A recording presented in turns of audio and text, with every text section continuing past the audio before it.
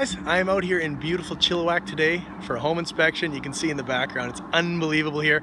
So we're gonna go down, check out the inspection, and if we're lucky, we might get to see Mr. Home Inspector himself.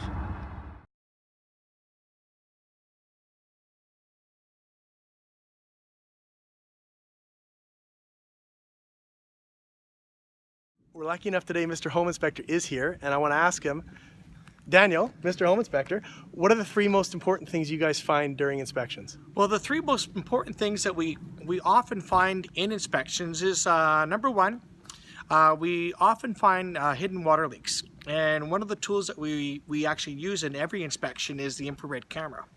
So we actually scan all the ceilings, the walls, the floors, checking for any hidden water leaks. And again, most often, these are things that you aren't going to see yourself when you're doing your own inspection or you have your realtor or your uncle there because you don't have the right tools. For sure, for sure. So we can highlight those things and catch them very quickly because often what happens is these leaks become apparent once you move in a month or 2 months down the road. And then you see mildew or mold on the ceiling and you're like, well, what? I just bought this house. We had an inspection done. You know, it was our uncle or we had an inspector, but we didn't use the infrared camera. Yeah. So that's the number one thing that we find. Yep. Number two is problems with the appliances. Okay.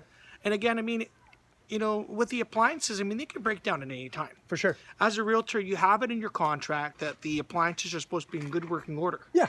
Okay, well, great. But if they're not in good working order when we do the inspection, we can catch it now beforehand.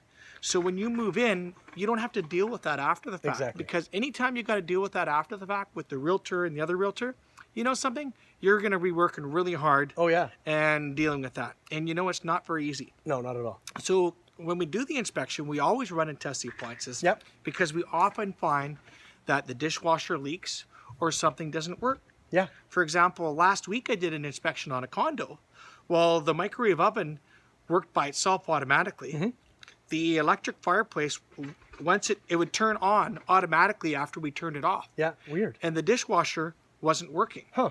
This was a 10-year-old condo.